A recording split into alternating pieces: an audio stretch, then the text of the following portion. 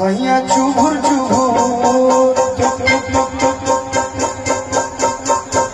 बाप रे बाप भैया, हम जब छोट बहन हूँ